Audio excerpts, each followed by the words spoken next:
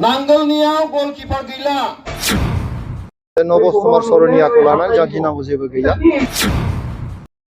एबारनि बिसायख'थियाव बिरोधियानो गैया नालाय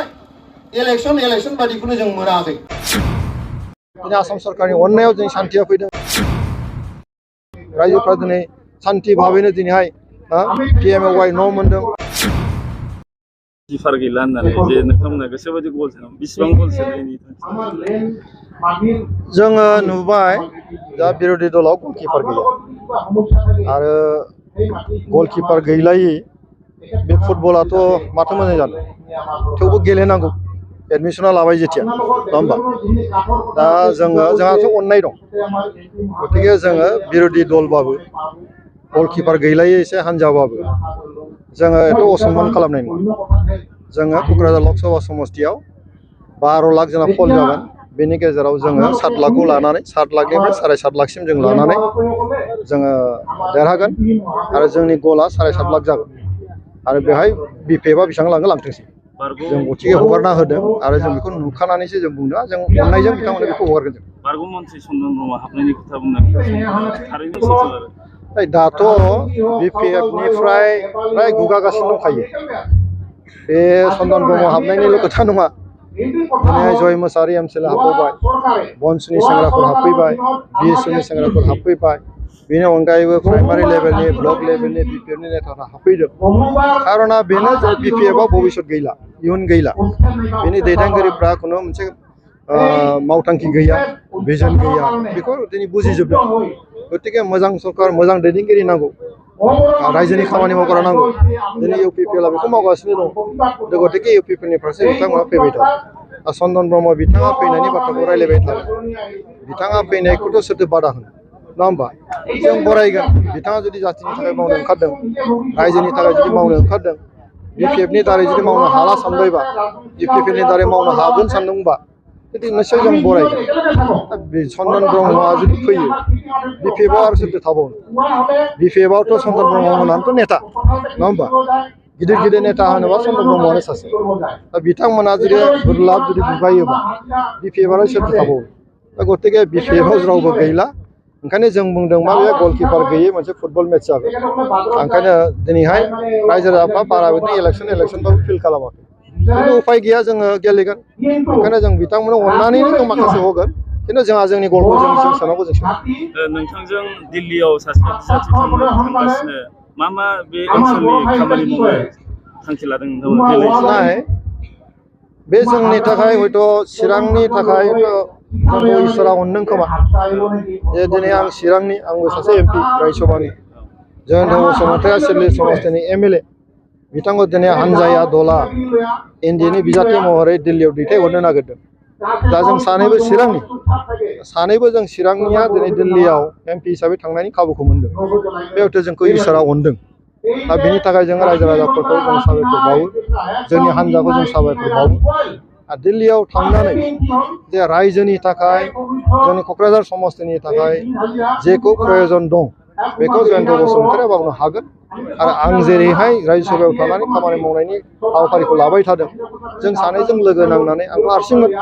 दा जोङो रायजो सभायाव सासे आरो लकसभायाव सासे जोङो सानैबो लोगो नांनानै हयथ' जों साबसिन खामानि मावनो हासिगोन आरो जोंनि गोहोआ एसे रासिनसिगोन गतिके फैबाय थानाय समाव जोङो मोजाङानो जागोन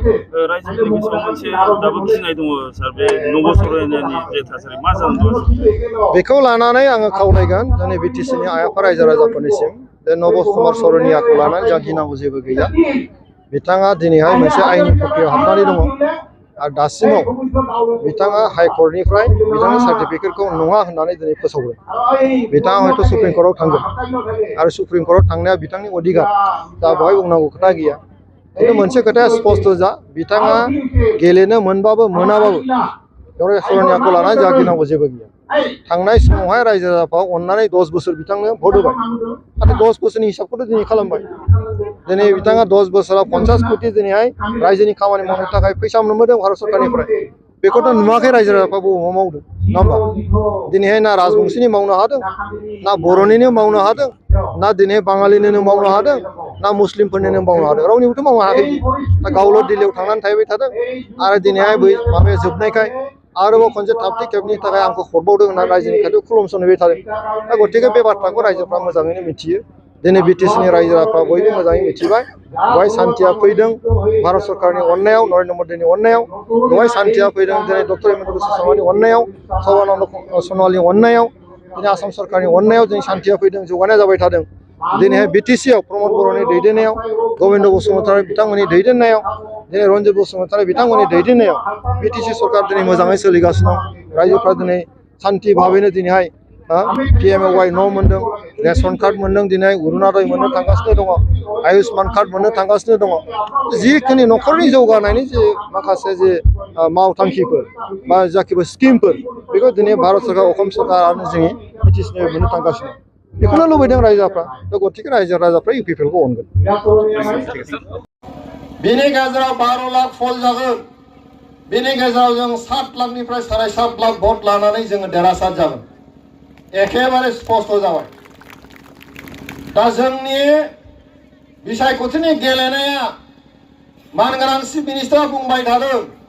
जोंबो गमामायैनो नुदों जे फुटबल गेलेनायाव बिरोधी हान्जानि फुटबल गेल फोथाराव गलकिपार गैयै बायदि मोनसे गेलेनाय जागासिनो दं बिरोधी हान्जानाव गलकिपार गैया गल पस्टआल' दङ दा जोङो बेसेबां सोनो हायोसो हमथाग्रा गैया जोंनाव